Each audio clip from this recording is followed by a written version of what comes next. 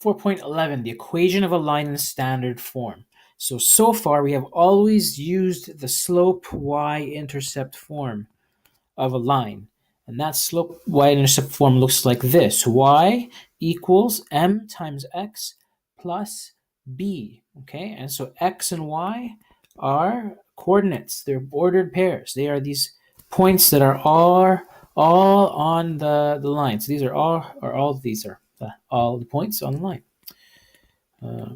Okay, and m is our slope. And so I'm going to mark that here, slope, and b is our y-intercept. Okay, so let's do a little investigation. Let's graph each of the lines here using a table of values. So y equals 2x plus 6. So what we're going to do is, so if our look at our b value, that's the y-intercept, that's going to go down here when x is 0. Okay, and if we look at our slope, the slope is 2. That means our values are going up by 2 every time we increase our x. So from -6, we go up 2 to -4. Again, we go up 2 to -2. And going in reverse, we're just going to subtract 2. So here -8, and here we have -10. Alternatively, you can use the x values, substitute them in there, replace the x in there, and just solve, and just evaluate that right-hand side. Okay, so over here we have 4x minus 2y minus 12 equals 0. Okay, it doesn't look exactly the same as this one. What do we do? Well, let's substitute x equals -2, which is our first value of x here, and solve for y. Okay, so if we do that, let's do that. So we have the equation says 4 times x, so 4 times -2, then we have minus 2y, and then minus 12 equals 0. Okay, so 4 times -2 is -8, minus 2y minus 12 equals 0. Now this is just going back to reviewing solving equations. Instead of solving for x, we're solving for y. So minus 8 minus 12 is minus 20, so minus 2y minus 20 equals 0. I add 20 to both sides, so minus 2y equals positive 20. And if I divide both sides by -2, I'll have y equals -10. So there is my y value. So my y value can go up here, okay? And if you do the same kind of calculation for all of this, you're going to get the same table of values. Okay, so what do you notice? They are the same. Which form is easier to graph? Well, certainly the slope y-intercept form, because that's what we're used to doing.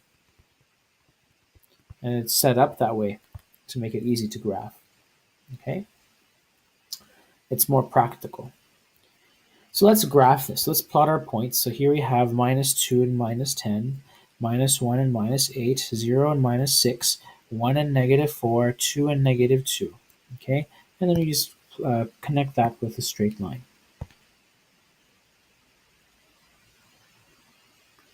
Okay, and there you go. Okay, so for all these other points, do the same thing. Just substitute your x value and find your y value. Now, this form of the equation, when it's not mx plus b, it's called something else. It's called the standard form. So write that down here in our notes. Okay, so this form involves the same x and y as in y equals mx plus b, but we rearranged it in a different way. Okay, so some examples are like this. So it's always going to look like where you have a x and the y all on the same side of the equation. Then you have your constant value at the end. Okay, and this constant value is not your y-intercept. It's not b. Okay, there's no m and b in here. Okay, it's just a different form of the equation. If you're going to use letters, we're going to use letters that look like this: capital A, capital B, and capital C. And so capital A will be the value in front of x, capital B will be your coefficient in front of y, and C is your constant term.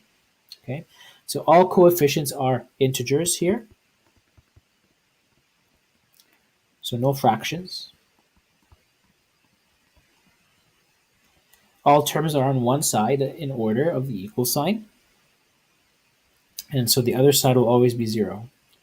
Okay, and the coefficients on the x term is positive.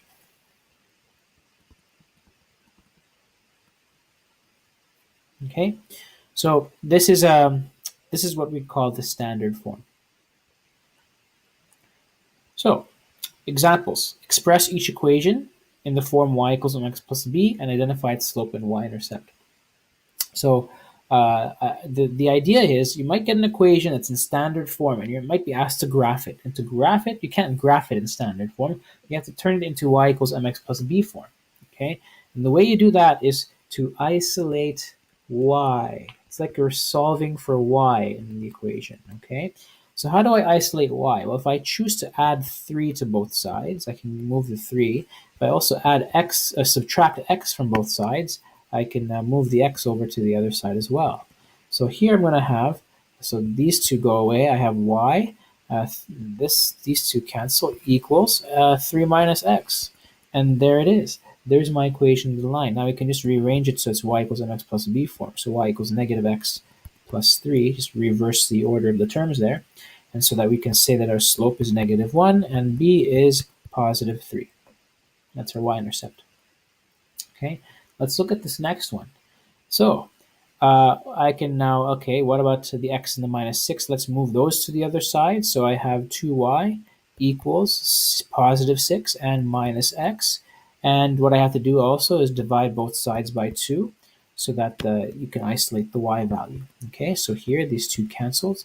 Y equals, so 6 over 2 is 3, and I have minus 1 half of x. So x divided by 2 is what's left over, so 1 over 2x. Okay, if you don't quite see that, maybe I should do it this way. What if I said y equals, and I split this into two fractions, 6 over 2 minus x over 2. And I can do that, right, because it's common denominator.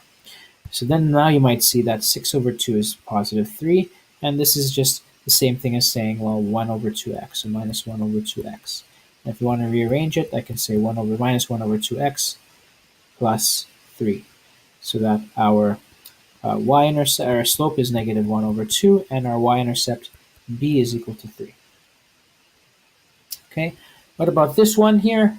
Okay, so let's subtract 6x from both sides, and let's add 15 to both sides. Okay, so what we get is minus 3y equals uh, 6x plus 15. Now I haven't isolated a y yet, and I can only do that if I divide both sides by negative 3. And so when I do that, I get y by itself on the left side. On the right side, negative 6 divided by negative 3 is positive 2. And don't forget the x. 15 divided by negative 3 is minus 5. And so slope equals 2, and the y-intercept equals minus 5. What about the other way? What about turning standard mx slope and y-intercept form into standard form? So now you have to move everything back to the left and make the right side equal to 0. Okay, so if I move everything back to the left, okay, I'm going to have positive 2x plus my y value there, and I have minus 1. Okay, and that's equal to 0.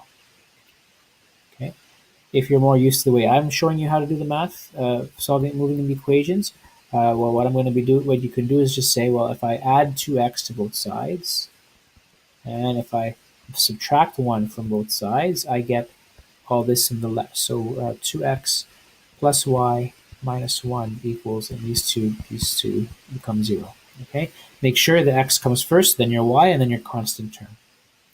Okay, so for part B, same idea. Let's move everything over. Okay, so I have minus 4x plus y and plus 3 equals 0. But I don't want the negative coefficient in front of x. Okay, I don't like fractions, and I don't like that negative coefficient in front of x. So what I have to do is multiply everything by negative 1. And if you multiply everything by negative 1, you get positive 4x. The signs basically change. So I have minus y and then minus 3 equals 0. 0 times negative 1 is still 0. Okay? So move the terms to the side where the x term will be positive. Okay? So always make the x term positive.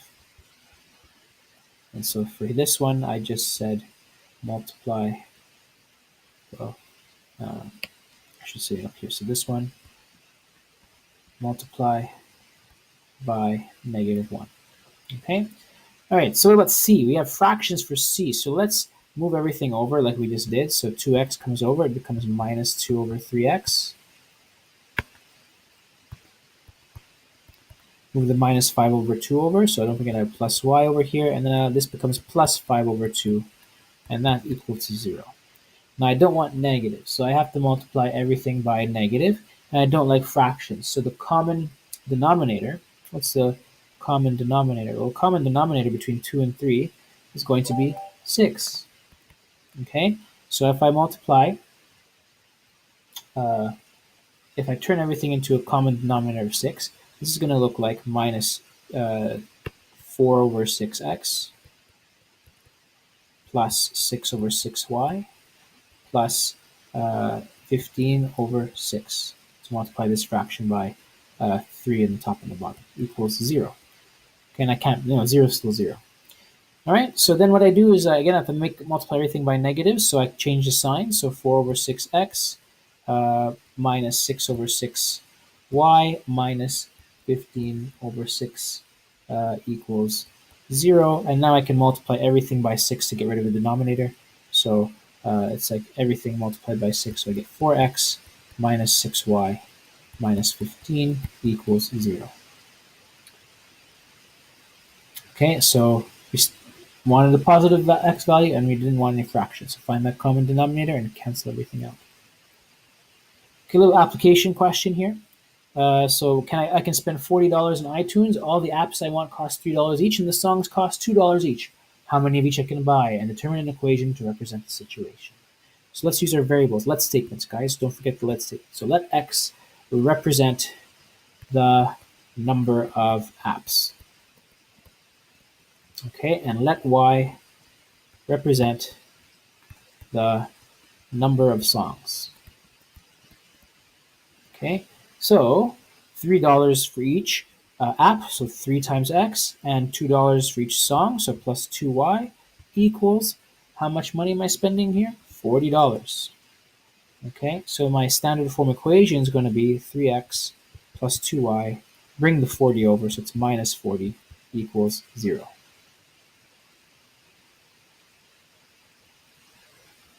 And that ends this lesson.